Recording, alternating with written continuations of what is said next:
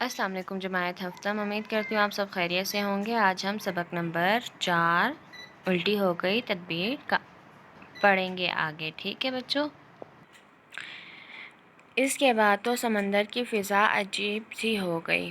تمام آبی جانور یا تو ہر وقت غصے سے بھرے رہتے یا پھر باہم لڑتے جھگڑتے رہتے۔ کوئی کسی کا چہرہ دیکھنے کا روادار نہ تھا۔ باہمی الفت، عزت و احترام وغیرہ سب جیسے ایک قصہ پارانہ بن کر رہ گئے۔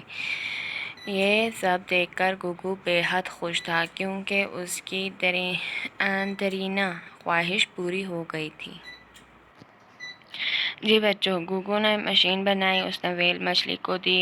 ویل مچھلی جو ملکہ تھی اس کے سالگرہ تھی تو اس نے اسے گفٹ کی تھی، تو اس نے بھی جو الفاظ ادا کرنے چاہے وہ مشین نے کھینچ لیے، اور جب جانور واپس اپنے گھر آنے لگے تو ان کے بھی سارے الفاظ چھین لیے گئے، الفت بھرے، ٹھیک ہے، جو پیار محبت سے بولے جاتے ہیں۔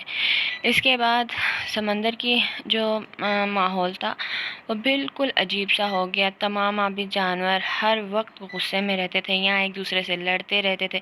کوئی ایک دوسرے کو کے چہرے کو دیکھنے کا روادار نہیں تھا، یعنی کہ ایک دوسرے کو دیکھنا نہیں چاہتے تھے کہ یہ میرے سامنے آ جائے۔ باہمی الفت، عزت و احترام وغیرہ سب جیسے کہ ایک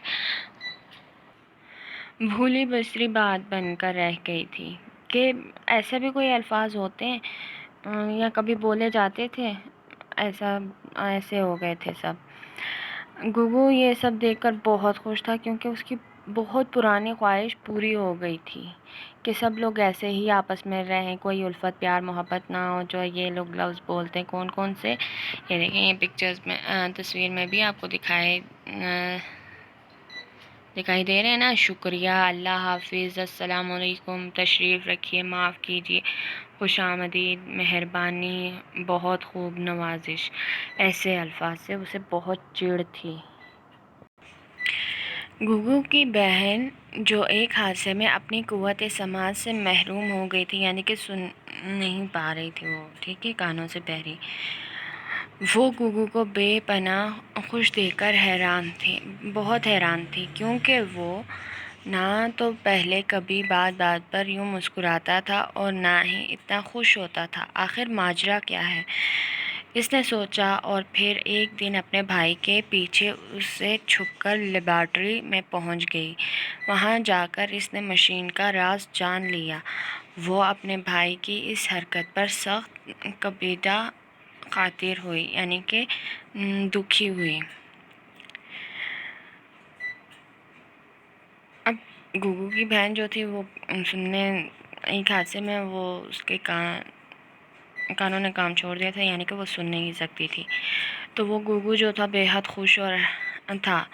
تو جو وہ گگو کی بہن تھی وہ دیکھ کر حیران تھی کہ یہ تو پہلے کبھی کسی بھی بات پر مسکراتا نہیں تھا، الٹا لڑتا جھگڑتا تھا، ابھی یہ اتنا خوش کیوں رہتا ہے، آخر ماجرا کیا ہے۔ پھر اس نے جب سوچا اور ایک دن اپنے بھائی کا پیچھا کیا تو وہ لیبارٹری میں پہنچ گئی۔ وہاں جا کر کیا اس نے مشین کا راز جان لیا جو اس نے بنائی تھی، جو پیار محبت کو مٹا رہی تھی، ٹھیک ہے نا، ان کے الفاظ کو، اور آپس میں سب کو لڑا رہی تھی۔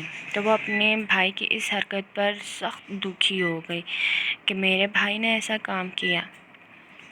وہ موقع کی طاق میں رہی۔ آخر ایک دن جب گگو کسی اہم کام کے سلسلے میں اپنے گھر اور علاقے سے دور گیا تو جلدی سے لیبارٹری میں گھس گئی اور مشین کا بٹن دبا دیا۔ بٹن دباتے ہی مشین نے وہ تمام کلمات آزاد کرنا شروع کر دیے جو اس نے دنیا سے چھین لیے تھے۔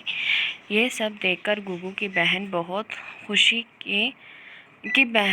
کی خوشی کی انتہا نہ رہی۔ اب کیا ہوا، وہ موقع کی طاق میں تھی، یعنی کہ وہ کوئی موقع تلاش کر رہی تھی۔ تو آخر ایک دن گگو کسی اہم کام کے سلسلے میں، یعنی کہ اسے ایک بہت اہم کام تھا، اس لیے وہ اپنے گھر اور علاقے سے دور گیا، تو وہ جلدی سے اس کی لیبارٹری میں گئی جہاں وہ مشین تھی۔ اس نے اس مشین کا بٹن دبا دیا۔